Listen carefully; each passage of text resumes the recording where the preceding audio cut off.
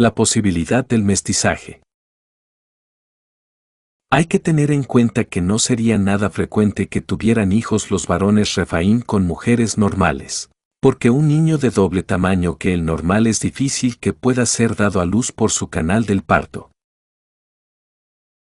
Anatómicamente existe un margen, pero un niño de doble tamaño presenta unos riesgos muy grandes al dar a luz. Aún así, la literatura médica cuenta con casos de partos naturales con niños de 6 kilos por parte de madres de altura normal. Claro que sí, por el mestizaje, el niño ya no era tan grande como el padre, el parto se hacía más factible. Sí que es más posible que hombres normales tuvieran hijos con mujeres Refaín. Ya hemos visto que los gigantes primigenios se dividieron en 3 ramas, enaquitas, refaítas y emitas, aunque no sabemos si eran divisiones que designaban regiones distintas donde moraban o si se debían a cambios de altura y aspecto. El texto bíblico refleja tanto la distinción terminológica, como una cierta ambigüedad que tenía el uso de esos términos. Pues el Deuteronomio también dice que los anecuites y los emitas eran considerados refaítas. Deuteronomio 2:11. Gigantes, no colosos. Lo que sí que está claro es que 3 metros parece una medida razonable para que esos hombres no fueran excesivamente torpes al moverse. Cuanta más altura, más torpeza.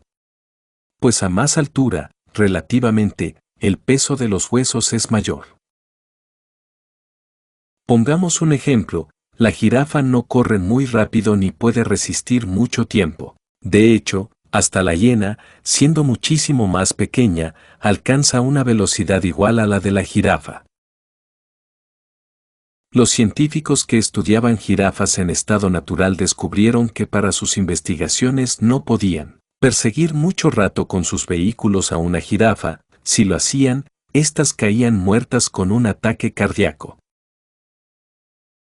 Por todo lo cual, 3 metros es una altura adecuada para que los nefilín fueran guerreros, pero más altura los haría mucho menos eficientes. Observamos que, entre los animales terrestres, la evolución no ha mantenido de manera exitosa especies de gran altura. Las poquísimas excepciones que encontramos hoy día en la naturaleza lo son a costa de una mayor torpeza y lentitud. La Biblia no dice que los nefilín fueran colosos. Las 2 únicas referencias que se dan en las escrituras colocan a estos humanos en el entorno de los 3 metros. Un coloso, por ejemplo, de 7 u 8 metros de altura necesitaría un corazón mucho más voluminoso dentro de su caja torácica, ya no valdría la misma proporción. Pero el mayor problema estaría en las piernas, por muy musculosas que fueran, sus huesos se encontrarían con problemas mucho más graves que los que han tenido las 5 personas que, en tiempos recientes, consta que han superado los 2,5 metros. Los cuales acabaron padeciendo graves problemas de huesos, además de que ninguno de ellos llegó a la vejez. El hombre más alto del que se tiene constancia tuvo 2,79 metros. Así que repitamos una vez más que nunca existieron colosos. La Biblia habla de los nefilín y estos, según la misma Biblia, debieron tener 3 metros de altura. Podemos hablar de gigantes, pero de gigantes entendidos con estas dimensiones. Una última cuestión respecto a la altura. Goliat no pudo ser una persona que padeciera un desarreglo hormonal que le produjera gigantismo. La razón es que esas personas sufren de problemas de movilidad, precisamente porque no estamos hablando de una raza alta, sino de una enfermedad. Y el caso de la altura de Goliat no se debe a enfermedad, pues llevaba una armadura extremadamente pesada. 1 Samuel 17, 5-7. Tenía un yelmo de bronce en la cabeza, y estaba armado con una cota de malla. El peso de la túnica era de 5,000 siclos de bronce. Llevaba grebas de bronce en las piernas y una jabalina de bronce colgada entre los hombros. El asta de su lanza era como un rodillo de telar, y la cabeza de su lanza pesaba 600 siclos de hierro. Así que sin contar ni el yelmo ni la lanza, portaba sobre su cuerpo 78 kilos de peso. Ya solo por eso tenía que ser una persona muy fuerte. Y dado que se produce un reto al ejército hebreo, queda claro que se trataba de un gran guerrero, no de un hombre alto, pero torpe. La tesis del desorden hormonal queda descartada. La desaparición de los gigantes. En la Biblia queda claro que en los tiempos de Josué los gigantes van siendo exterminados. Josué 11:21. En aquel tiempo vino Josué y exterminó a los anaseos de la región montañosa, de Hebrón, de Debir, de Anab, y de toda la región montañosa de Judá, y de toda la región montañosa de Israel. Josué los destruyó por completo junto con sus ciudades. Ag era el último de los supervivientes de los refaítas antes de que comenzara la conquista de Canaán. Josué 13:12. Todo el reino de Ag en Basán, que reinó en Astarot y en Edrei, él solo quedó de los sobrevivientes de los refaítas. Moisés los había derrotado y expulsado. Dado que después aparece algún otro gigante, este versículo daría a entender que había diferencias entre los Refaim y los Anecuites, ya que de él se dice que era el último. Otra posibilidad, que me parece más probable, es que Ag fuera el último de los refaítas en Bashan. En cualquier caso, como se ve, persiste la ambigüedad de los textos acerca de si las diferencias entre las tres ramas de gigantes eran biológicas o no. Si el texto se hace eco de esta ambigüedad, es que así era en el lenguaje de la época. La siguiente referencia a los gigantes en el libro de Josué es esta. Josué 14:15. Ahora bien, el nombre de Hebrón en otro tiempo era Kiriat Arba. Este Arba fue el hombre más grande entre los Anakim. Y la tierra tuvo descanso de la guerra. La última referencia durante la conquista de la tierra prometida es esta. Josué 15, 13-14. Conforme al mandamiento del Señor a Josué, dio a Caleb hijo de Jefone una parte entre los hijos de Judá, Kiriat Arba, es decir, Hebrón. Arba fue el padre de Anac. Y Caleb echó de allí a los 3 hijos de Anac, Sesai, Aimán y Talmai, hijos de Anac. Después ya nos vamos a la época del reinado de David, donde aparece no solo Goliat, sino también el hermano de Goliat. Una Crónicas 25. Y hubo otra vez guerra con los filisteos, y Elhanán, hijo de Jair, mató a Lami, hermano de Goliat Geteo, el asta de cuya lanza era como un rodillo de telar. También se menciona otro gigante. Una Crónicas 26. Otra vez hubo guerra en Gat, donde había un hombre de gran estatura, que tenía 6 dedos en cada mano y 6 dedos en cada pie, 24 en número. Él también era descendiente de los gigantes. En el segundo libro de Samuel se hace mención de 4 gigantes. Unas menciones tan personalizadas que dejan claro que ya quedaban únicamente individuos sueltos. Isbi-Benob, uno de los descendientes de los gigantes. 2 Samuel 21, 16. Ahora bien, aconteció después de esto que hubo guerra de nuevo con los filisteos en Gab. Entonces Sibecai el Husatita hirió a Saf, que era uno de los descendientes del gigante. 2 Samuel. Elhanán hijo de Jaareorejim, el betlemita, mató a Goliat el Geteo. 2 Samuel 21-19. Otra vez hubo guerra en Gat, donde había un hombre de gran estatura, que tenía 6 dedos en cada mano y 6 dedos en cada pie, 24 en número. Él también era descendiente de los gigantes. 2 Samuel 21, 20. Aunque la traducción hable de gigantes, la palabra hebrea que se usa en este capítulo es refaítas. Relación de victorias que se concluye con este versículo. Estos 4 descendían de los gigantes de Gat, cayeron a manos de David y de sus siervos. 2 Samuel 21, 22. Estos son últimos 4 gigantes, refaítas, en concreto, de los que se habla en los libros históricos de la Biblia, solo hay una mención posterior más en un libro sapiencial. Estos 4 gigantes, menos uno, los conocemos con sus nombres propios. En una Crónicas 11:23 se menciona un egipcio de gran tamaño, de 5 codos de altura. Pero no se dice que fuera un refaíta y su altura entra dentro de lo posible sin pertenecer a esa raza. No hay hallazgos óseos. ¿Por qué no se han encontrado restos óseos de estos Nefilim? Primero de todo porque no se extendieron por el mundo. Tal vez porque su ámbito fue, más o menos, el de la geografía de la tierra de Canaán. No salieron de allí, porque el diluvio acabó con todos los habitantes que entonces había en la tierra. Tal vez sus sepulcros fueron sistemáticamente saqueados en busca de sus huesos, codiciados para tallarlos o para exponerlos como trofeo o para otros fines, tales como los mágicos. Hay una referencia a estos huesos en las Antigüedades de Flavio Josefo. Antigüedades, libros 5, capítulo 2 y 3. Por lo cual trasladaron su campamento a Hebrón, y cuando la hubieron tomado, mataron a todos los habitantes. Quedaba hasta entonces la raza de los gigantes, que tenían cuerpos tan grandes y semblantes tan completamente diferentes de los demás hombres, que eran sorprendentes a la vista y terribles al oído. Los huesos de estos hombres todavía se muestran hasta el día de hoy, a diferencia de cualquier relación creíble de otros hombres.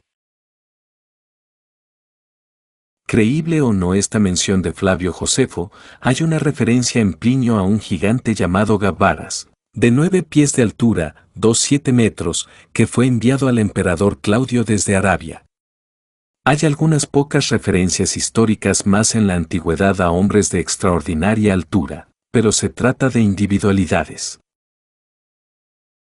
De ahí que no sirvan de mucha utilidad al propósito de esta obra, ya que por enfermedad o mutación genética un hombre puede ser mucho más alto que lo normal. Por eso, este tipo de textos no considero que sean de utilidad alguna para el tema tratado en esta obra, pues se trata de individualidades, no de grupos humanos. También podría haber llenado este escrito de muchas citas referentes a los gigantes en las mitologías de distintos pueblos, pero me parece que esa colección de referencias también resulta de poca o ninguna utilidad para el estudio de los Nefilim y sus descendientes. Pues incluso aunque nunca hubieran existido gigantes, la imaginación humana los hubiera creado. Aunque sí que quiero mencionar el estudio de Ag como divinidad fenicia que hace en su artículo, The Bed of Ag, hablando de la falta de restos óseos, no quiero dejar de hacer mención de los autores que adjudican a los gigantes diversas construcciones megalíticas de la prehistoria. Realmente no hay ninguna construcción que evidencie su autoría. Todas pudieron tener a humanos de tamaño normal. Además, recuérdese de que estamos hablando de hombres de 3 metros, no de colosos, con lo cual no hay tanta diferencia. No descarto de ninguna manera que alguna construcción megalítica pueda tenerlos a ellos como constructores, pero nada es claro. También hay que reconocer que no quedan textos históricos extrabíblicos que nos hablen de ellos, lo cual indica que los hijos de Enac fueron pocos y que se hallaban concentrados en el ámbito geográfico de la tierra de Canaán.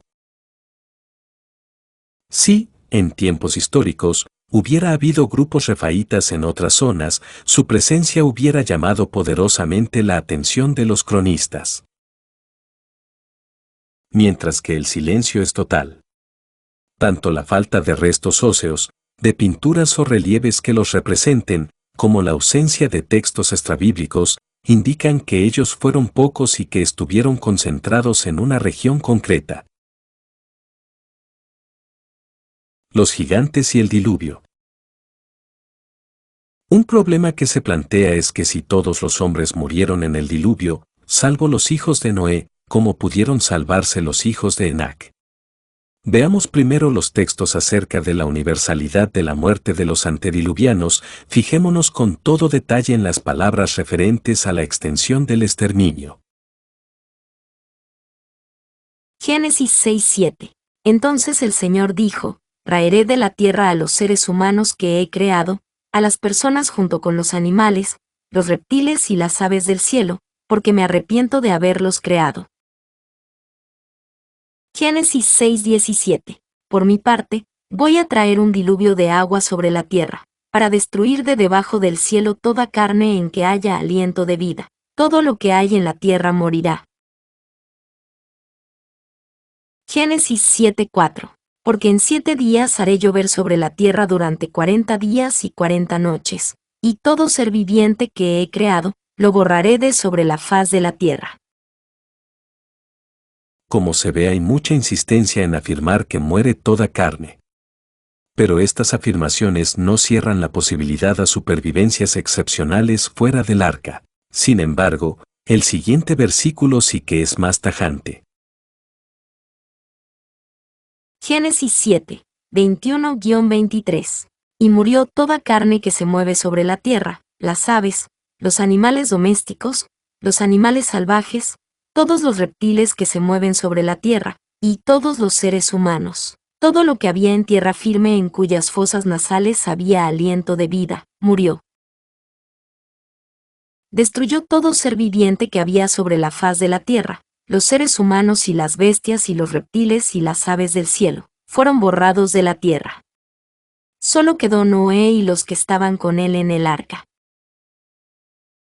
No se dice genéricamente que murieron los humanos, sino que es todo hombre el que es borrado.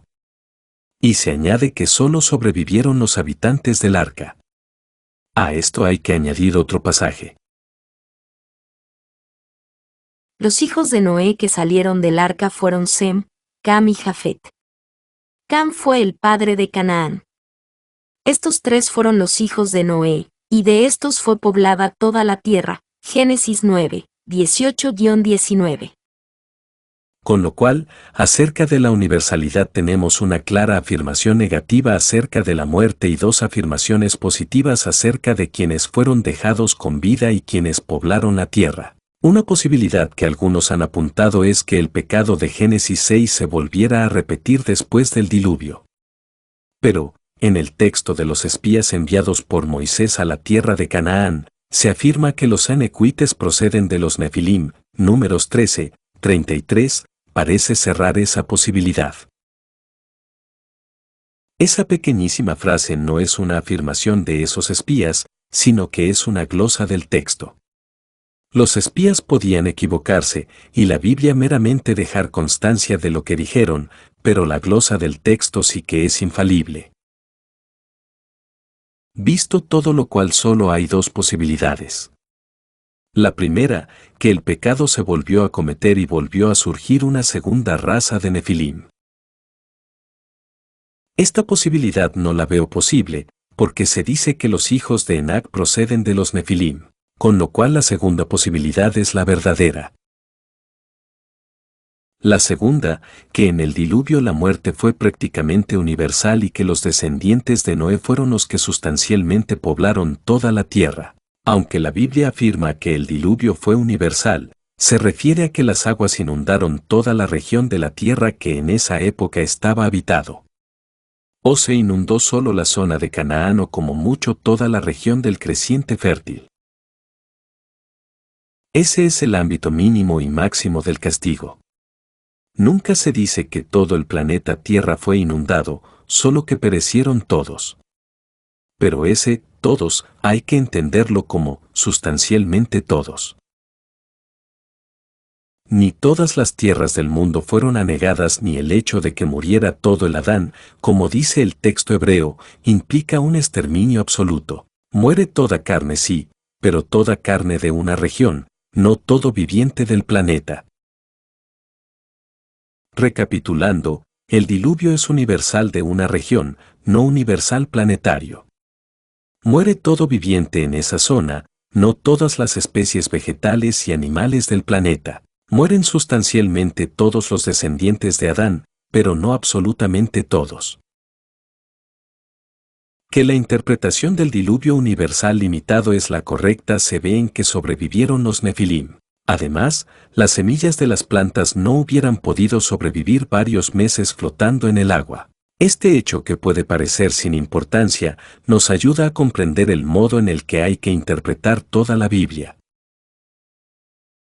A veces podemos creer que una afirmación, histórica o teológica, de la Biblia debe necesariamente interpretarse como el diluvio universal planetario, cuando hay que interpretarla al modo del diluvio universal regional.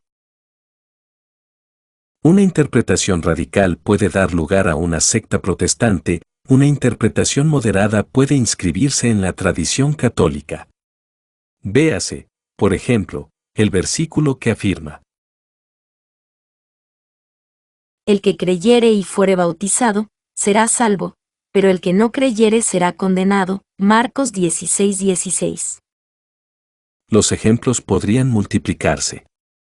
Así que la misma Biblia nos ofrece suficientes guías para entender que la interpretación matizada es muchas veces la correcta. Si sobrevivieron los Nefilim, también sobrevivieron otros hijos de Adán.